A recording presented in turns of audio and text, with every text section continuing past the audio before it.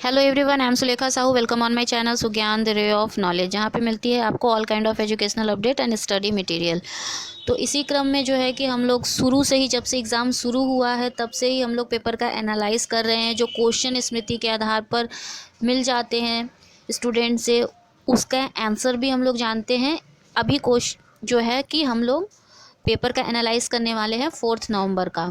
तो ये जो 4 नवंबर का पेपर हुआ है, इसमें ज़्यादातर स्टूडेंट का यही कहना है कि पेपर इजी आया हुआ था। तो आइए देखते हैं कि इन क्वेश्चन पेपर्स में, आज के क्वेश्चन पेपर में फर्स्ट शिफ्ट में किस किस आधार पे कैसे कैसे क्वेश्चन आए थे। इस शिफ्ट में इंडियन लॉजिक से क्वेश्चन ज़्यादा आए हुए थे। जैसा कि मैं हमेशा कहती हूँ कि यूनिट 6 इंडियन लॉजिक से क्वेश्चन आते ही आते हैं और बहुत ही सरल क्वेश्चन होते हैं। अगर आप इनको एक बार पढ़ लेते हैं इसके कॉन्सेप्ट, और सबसे ज़्यादा अच्छा तरीका होता है कि इसके जो एग्ज़ाम्पल होते हैं ना, इसको आप दिमाग में रख लेते हैं तो बहुत ही आसानी से आप इसको कर सकते हैं। पहले की एनालाइज में मैंने बताया भी था किससे किससे रिलेटेड क्वेश्चन आए हुए थे।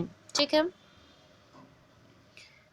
सस्टेनेबल डेवलपमेंट से क्वेश्चन आए हुए थे। मैं हमेशा कहती हूँ कि सस्टेनेबल डेवलपमेंट और मिलेनियम डेवलपमेंट गोल को आपको याद करके ही जाना है, क्योंकि सस्टेनेबल डेवलपमेंट और मिलेनियम डेवलपमेंट से हमेशा ही क्वेश्चन आते हैं। मिलेनियम डेवलपमेंट 8 है, सस्टेनेबल डेवलपमेंट 17 है। इसको आपको क्रम से याद करके जाना है। माइक्रोसॉफ्ट एक्सेल से रिलेटेड क्वेश्चन आया हुआ था। स्टूडेंट का कहना है कि DI इस बार ईजी आया हुआ था। ठीक है, DI ईजी आया हुआ था। नंबर सीरीज से क्वेश्चन आए हुए थे। नंबर सीरीज में कुछ इस तरह के क्वेश्चन आए हुए थे जिसमें कि मान लीजिए 2 इंटू 2 करना था गुणा, और एक बार प्लस करना था एक, और एक बार माइनस करना था, और ऐसा करके जो है कि स्टूडेंट बता रहे थे कि उनका आंसर आ जाएगा।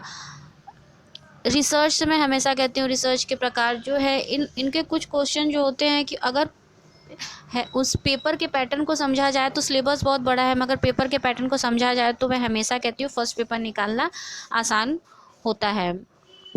क्योंकि मेरा मानना है कि चीज़ें कितनी भी कठिन हो, अगर उसे समझा जाए बजाय कि इसके सिर्फ रटा जाए तो चीज़ें बहुत आसान हो जाती है। सिलॉग और स्क्वायर ऑफ अपोजिशन बहुत ही हमेशा ही आता है। स्क्वायर ऑफ अपोजिशन को तो आप अच्छे से AEIOU जो रूल है उसके आधार पे आप इसको आराम से कर सकते हैं, और एक बार अगर पढ़ लें तो आराम से 2 नंबर और सिलॉग को मिला के 4 नंबर आपके पक्के हो ही जाते हैं।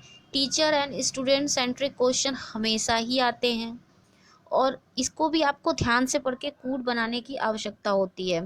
पैराग्राफ, अभी क्या है कि जो है कि क्वेश्चन पेपर जो है अभी जो है कि अभी जो स्टूडेंट्स हैं, अभी ज़्यादा क्वेश्चन हम लोगों के पास नहीं आए हुए हैं। जैसे ही क्वेश्चंस अच्छे खासे इकट्ठे हो जाते हैं, आपको विद आंसर की ये प्रोवाइड करा दिया जाएगा। तो ये तो था पेपर का एनालाइज, मगर ज़्यादातर बच्चों को ईजी लगा। इसका ये मतलब नहीं है कि पेपर बहुत ही ईजी ही रहा हो, हम इसे मॉडरेट लेवल का मान के चलते हैं।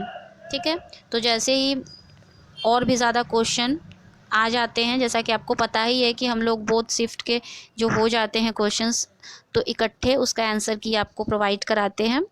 तो वीडियो अच्छी लगी है तो लाइक करें, कमेंट करें, और चैनल पर नए हैं तो चैनल को सब्सक्राइब करके बेल आइकन ऑल कैटेगरी में ज़रूर प्रेस कर दें। Thank you so much for watching my channel. Stay tuned until the next video. Take care all of you. Bye bye.